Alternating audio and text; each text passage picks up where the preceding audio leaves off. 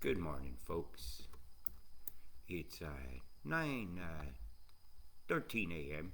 on the fourth day, fourth month, 2024. That's a lot of fours there. Four. Whammo. Right. I was noticing Grafton doing the move, the pinning the flow and creating a flow corridor that is pinning moisture along the coast. And I noticed that other radar stations in Australia also cooperating to create a flow that's going to lead to some very disastrous conditions along this coastline here. Okay, so I'm going to show you, and here's the Maury giving Maury MF, bzzz, getting fried, straight style, whammo, bzzz, the microwaves are running. But you see the angle that's going out? It's coming like this, so it's creating a wall of density, if you will, or that things have difficulty coming around. The other flow is going just to the east of Kyogle and up through here. So I bet you've had some volatile winds as the line of storm and the momentum of everything coming from the sea. It comes across from this here. Here's Casino, Kyogle. The beam right beside you, and it still is on slower here, so you're right on a turn as they seem to be coming for this river here in south. You guys here are absolutely getting hammered. That's that same move they used during Jasper to pin the storm towards Innisfail and the coast up there. I've seen it many times. Grafton's also creating a square down low. That's what this one is here. That's from Guilty Grafton Station, right? And NexRad radars I've been reporting for years and have been influenced weathers. If I zoom back here, which I'm doing, and I'll go to this 6-hour one that I've already got loaded, right? You'll notice these coming on. That's coming on. So there's it's hard for the moisture to proceed towards, let's say, toward rock. It goes straight across the country. It's very difficult for it to come across this area here that's not on as hard. The boomer of Taruma over there is blasting its EMF out at everybody in this area, and my ears are ringing bad. And you can see those shapes are not perfectly round. Watch. I'll get it to a position where you'll see the corners. See the corners. The ones there's more many straight lines, straight. So that'll be shaped like whatever the emitter is up there on their board. Same with this. See the straights? They got to be able to make straights to go corridors. This one here's got it squared down low as well. See it here? There's more than one level of the atmosphere being perturbed. You can see the wedge shape to this here. But then the cutoff where there's nothing. Pulsations. It's the great pulsator of the north. Emerald. Yeah, oof. Not such a gem in my eyes all the time. Bit of action there sliding past you long range, because your radar has a very long range, but there's no great evidence of you doing it. Oh, wait a minute, I have spoken too soon. I said there was no great evidence of you beaming, and there we have it, right there pointing at you, the wedgie, giving everybody the wedgie. There it is, weather modification 101. Now, how does a radar work? What it does is sends out a waveform of energy, and then it bounces off an object back to itself where it can collect it. And I've got a few graphs of that. I just used this one. Other ones like dual polarization, like some of the NexRads you have, and they have bipolar stuff, will give a waveform sideways and up and down. And so as they turn that, they can get nearly every direction stirred right on up like a great big mixer. And that's why sometimes you'll see antennas that are shaped weird curvies like that, because they're designed to actually of a certain size to catch the wave more efficiently. The big radars are like zipped up at a plane and comes back. It gives a return. There's always something the bounce has to return. And if it doesn't bounce off anything, then it's no return, right? So not bouncing off something means no energy put in that line, right? To make a beam. So let's go right back down here to Guilt Grafton and show her the deviousness. It is devious to me to watch. Oh, but the other one's gone now. And so they didn't put any energy at all into that beam when that was going on. And I went on my wall, I have a picture of it. after that's in the sixes. Here's in the ones. See that? There's just none put there, but there. And that creates a flow, vortice. And the vortice itself becomes the outflow boundary. And this is how I've been predicting for a long time. Weather just showing what the next rods are doing. And I often tell you the next rods are going to determine the flow. That's an impassable flow on a normal day. However, if you put obstacles in the way of this, like that, and that are on right there, this moisture has to go. They have to leave small gaps for flow to come in to feed the storms, right? Because they're still mixing tropics with desert and Antarctica cold. There's pockets of it in layers of the atmosphere that you might not feel on the ground, but it's mighty cold up there. See the V right here, pointing right at the next red station. Yep, this is basics of radar. I can give you a quick forecast, but I just wanted to talk about that. When we see the radars doing what they call a glitch, and I call bullshit a lot on it because I see it in the clouds. I don't know how quick this is going to load this morning, but I might can just see just a little example of it. This is asking a lot of the Starlink this morning, but I'm going to try it. I'm going to look and see if it's actually running. And good morning to all you early risers as well. The early risers. It's not the early bird that gets the worm. It's the early bird that gets that beautiful sunrise, that nice, quiet, pristine mornings. So we're looking about here. You see that lineup keeps appearing right here straight? Those are radar lines. It's not just your mountain range doing that. And those are flow pins. And I can see in the clouds with the flow pins who's pinning what where, which pulsations are going on. Is it matching up? And this area here is going to cup it. Absolutely is. And all the water's been aimed your way. Even on the low deck down here, you see this little bit of a haze going on.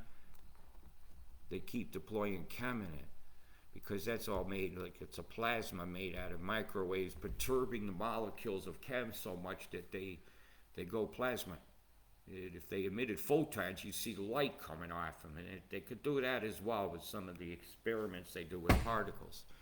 Insertion into the atmosphere, which they don't go pick back up later. You know, some of these experiments you would do with life, you catch something down, you pick it back up. Well, the stuff they're throwing up there to experiment with does not come back down very quickly, and they're not responsible to clean it up their own mess. And I'm tired of their mess making me feel sick outside and watching my friends predictably get sick after they go places on heavy chem days. Some people are very sensitive to it. Throws off the electrical system in your body, changes your conductivity, if you will, your ohms value. It changes as a baseline. But there's a lot of noise from the road out there.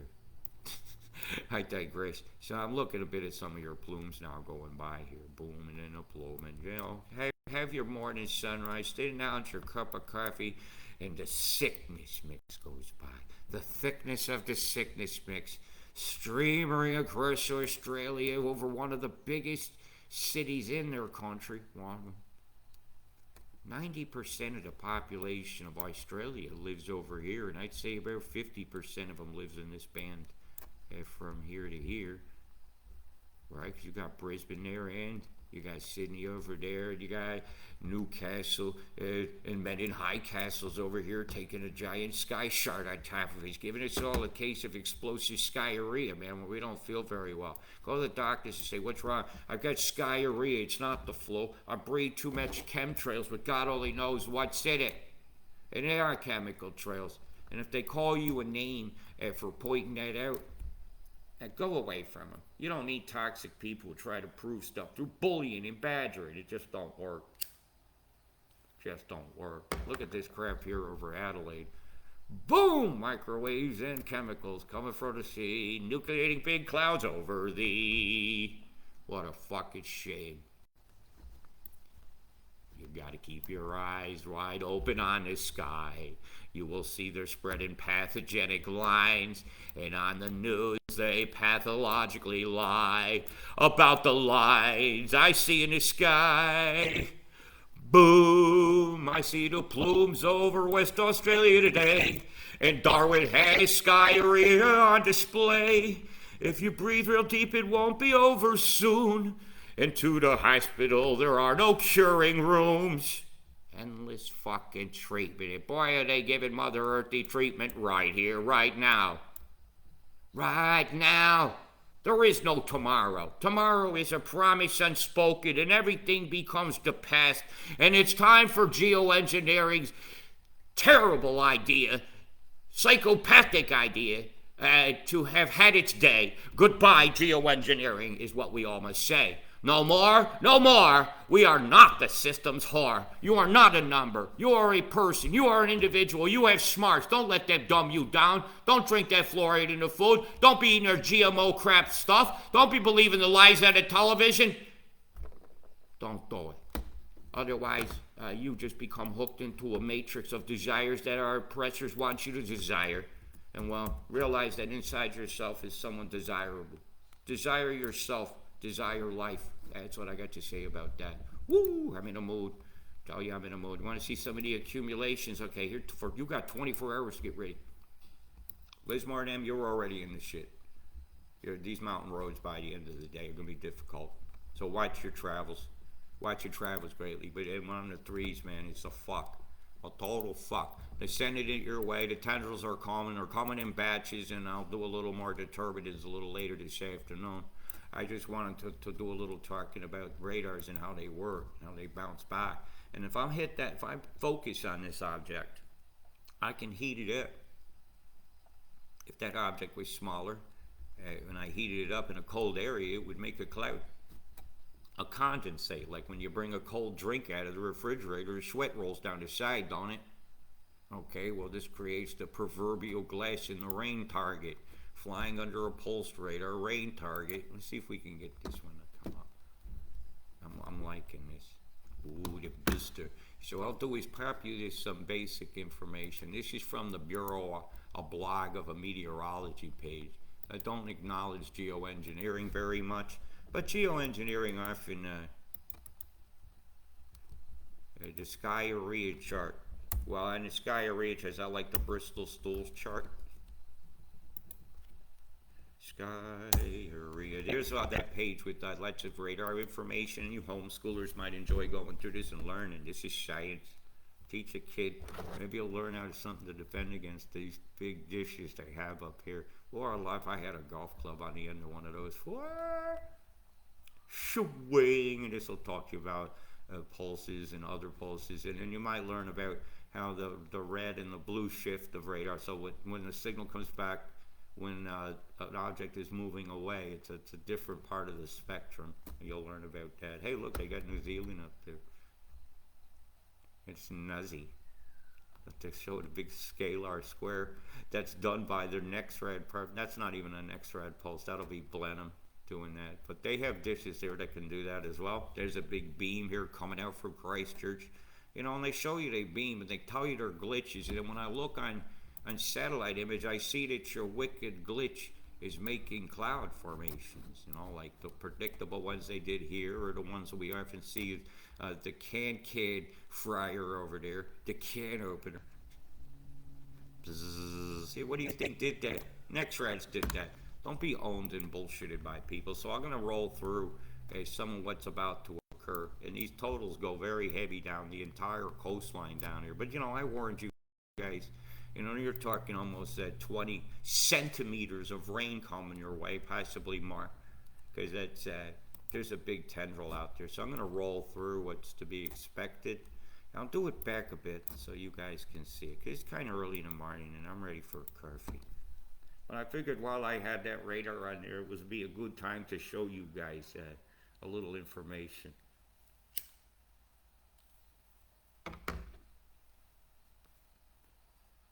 With information, we could think properly. If we're thinking properly, then we think of just the right solution that puts an end to all our woes.